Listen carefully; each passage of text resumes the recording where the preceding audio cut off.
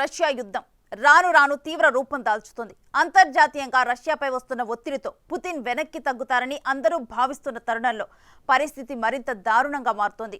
Ukraine మాట ఏమో గాని నాటో పని పట్టాలనే తీరులో రష్యా అధ్యక్షుడు పుతిన్ వేగంగా నిర్ణయాలు తీసుకుంటున్నారు. ఇటీవల ఉక్రెయిన్లోని నాటో ఆయుధాగారంపై రష్యా దాడితో యుద్ధం మరో స్థాయికి చేరుకుంది. రాబోయే రోజుల్లో ఇది నాటో రష్యాకు ప్రత్యక్ష యుద్ధంగా మారుతుందేమో అనే సందేహాలు వస్తున్నాయి. అదే నిజమైతే వరల్డ్ వార్ 3 అనివార్యమే అన్నట్లుంది.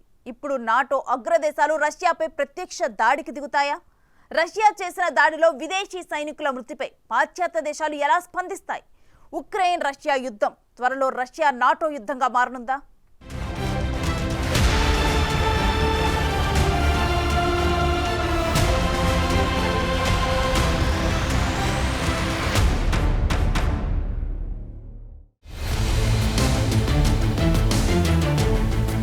ప్రపంచ పరిస్థితులన్నీ అనుకున్నంత ప్రశాంతంగా ఏమీ లేవు.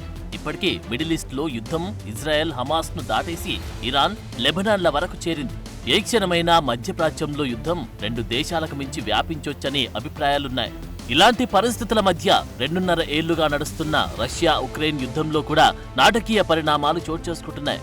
ఇటీవల రష్యా ఉక్రెయిన్లోని నాటో ఆయుధాలను ధ్వంసం చేసిన తర్వాత యుద్ధ తీవ్రత మరింత పెరిగింది. ఈ దాడిలో ఉక్రెయిన్లో ఉన్న విదేశీ సైనికుల్ని రష్యా దళాలు చంపేశాయి. సుమీ ప్రాంతంలోని నాటో ఆయుధాలను లక్ష్యంగా చేసుకున్న రష్యన్ బాంబు దాడి తర్వాత రష్యా ఈ దాడికి పాల్పడింది.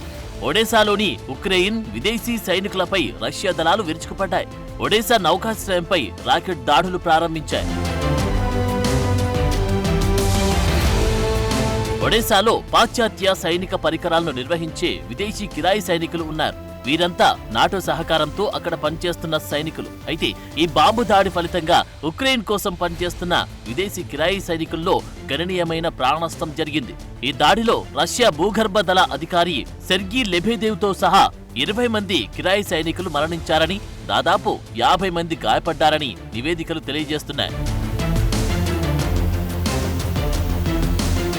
2వ ప్రపంచ యుద్ధం తర్వాత సార్వభౌమాధికారం కలిగిన రష్యా భూభాగంపై చేసిన అతిపెద్ద దాడిలో భాగంగా ఉక్రెయిన్ రష్యాలో మెరుపు దాడిని ప్రారంభించింది.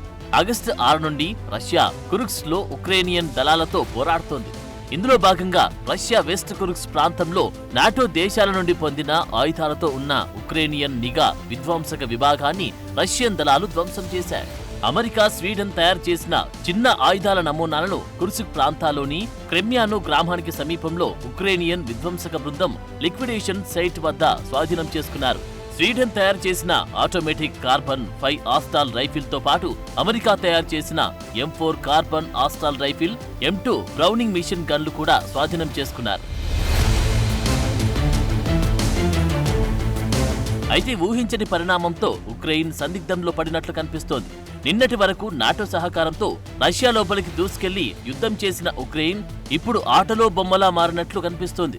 అమెరికా ఎన్నికల హడావిడిలో మునిగి ఉంటే నాటోలోని పలు దేశాలు కూడా ప్రభుత్వ మార్పులతో బిజీగా ఉన్నాయి. ఇంకొన్ని నాటో దేశాలు యూరోపియన్ యూనియన్ ఒత్తిళ్ల మధ్య ముందు నుయ్యి వెనుక గొయ్యి అన్నట్లు ఆలోచనలో పడ్డాయి.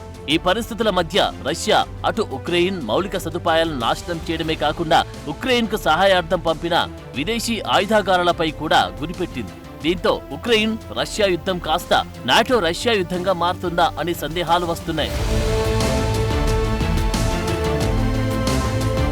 మరోవైపు తీవ్రమైన ఈ యుద్ధం మధ్య ఉక్రెయిన్ కు నాటో నేషన్స్ ఆయుధాల సరఫరాను నిలిపివేసే దిశగా అడుగులు వేస్తున్నాయి. ఇప్పటికే మేము తగినంత ఇచ్చామంటూ పలు నాటో దేశాలు ప్రకటించాయి. పోలాండ్, ఫిన్లాండ్ 2 ఉక్రెయిన్ కు అదనపు ఆయుధాలను సరఫరా చేయొద్దని నిర్ణయించుకున్నాయి. పోలాండ్ ఉప ప్రధాని, రక్షణ మంత్రి దీనిపై స్పష్టత కూడా ఇచ్చారు. పోలాండ్ ఇప్పటికే ఉక్రెయిన్ కు అందించదగిన అన్ని సైనిక సహాయాన్ని అందించినట్లు ప్రకటించాయి. ఉక్రెయిన్ కు మద్దతిచ్చే పరిమితిని పోలాండ్ చేరుకుందని వెల్లడించారు. అదే సమయంలో ఫిన్లాండ్ కూడా ఇదే నిర్ణయాన్ని వెల్లబుచ్చింది. ఫిన్లాండ్ ప్రాంతీయ భద్రతా సమస్యలను ఊటంకిస్తూ హై ప్రెసిషన్, లాంగ్ రేంజ్ ఆయుధాలను ఉక్రెయిన్ కు పంపట్లేదని ప్రకటించింది. అయితే ఈ చర్య ఉక్రెయిన్లో కొనసాగుతున్న యుద్ధానికి సంబంధించి నాటో దేశాల్లో కనిపిస్తున్న ఒత్తిడిని చూపిస్తోంది. ఉక్రెయిన్ పాశ్చాత్య ఆయుధాలతో రష్యాలో దాడులకు దిగడానికి వ్యతిరేకంగా యూరోపియన్ యూనియన్ దౌత్యవేత్తను నాటో నేషన్ హెచ్చరించింది. ఈ పిచ్చి ఇంతటితో ముగించాలి అని కోరింది. రష్యాలో దాడి చేయడానికి ఉక్రెయిన్ తమ ఆయుధాలను ఉపయోగించుకునేందుకు పాశ్చాత్య దేశాల చర్యలు విపరీత పరిణామాలకు దారితీస్తుందని పేర్కొంది. ఇక చాలు అని హంగేరీ విదేశాంగ మంత్రి పీటర్ జిజాటో వెల్లడించారు. ఇకపై ఉక్రెయిన్ వివాదం పిచ్చి అంతం కావాలని అన్నారు.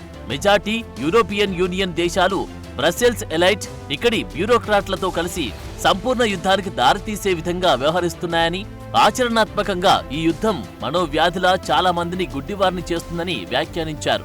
దీనివల్ల తమ దేశాల వ్యాపారులే కాకుండా దౌత్యపరంగా పలు ఇబ్బందులు కూడా ఎదుర్కోవాల్సి వస్తుందని పేర్కొన్నారు. ఇక ఇలాంటి ఒత్తిళ్ల మధ్య అటు EU ఇటు అమెరికాలు విజయమో వీర స్వర్గమో అన్నట్లు నిర్ణయం తీసుకోవాల్సిన పరిస్థితి కనిపిస్తోంది. రష్యాతో తాడోపేడో తేల్చుకోవాలనుకుంటున్న EU, అమెరికాలో మరో ప్లాన్ ఆలోచించాయి.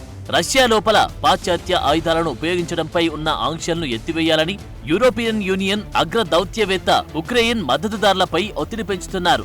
నాటో కూటమికి చెందిన విదేశాంగ మంత్రుల బ్రసెల్స్ లో సమావేశం కాకముందే ఈ నిర్ణయం జరిగినట్టు తెలుస్తోంది. ఇందులో అంతర్జాతీయ చట్టానికి అనుగుణంగా రష్యా లక్ష్యాలకు వ్యతిరేకంగా ఆయుధాల వాడకంపై నియంత్రణలు ఎత్తివేయాల్సిన అవసరముందని అన్నారు. ఉక్రెయిన్ కు అందిస్తున్న ఆయుధాలు పూర్తిగా ఉపయోగించబడాలని, రష్యా తమపై బాంబు దాడి చేస్తున్న ప్రదేశాల్లో వీటిని వాడడం కోసం ఉక్రెయిన్ కి ఇచ్చిన ఆంక్షలను ఎత్తివేయాలని, లేకపోతే ఈ ఆయుధాలు పనికిరానివిగా మారతాయనే వాదన తెస్తున్నారు. ఇప్పుడు ఈ నిర్ణయాన్ని నాటో నేషన్స్ కొన్ని వ్యతిరేకిస్తున్నప్పటికీ రష్యా దూకుడును ఆపడానికి ఇదే సరియైన చర్య అన్నట్లు EU, అమెరికాలు భావిస్తున్నట్టు తెలుస్తోంది.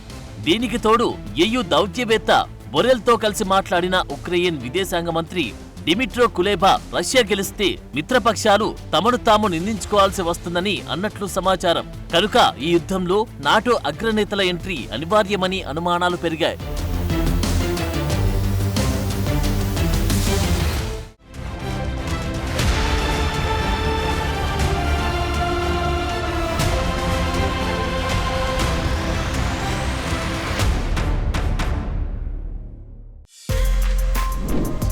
For more videos like this, subscribe Big TV channel.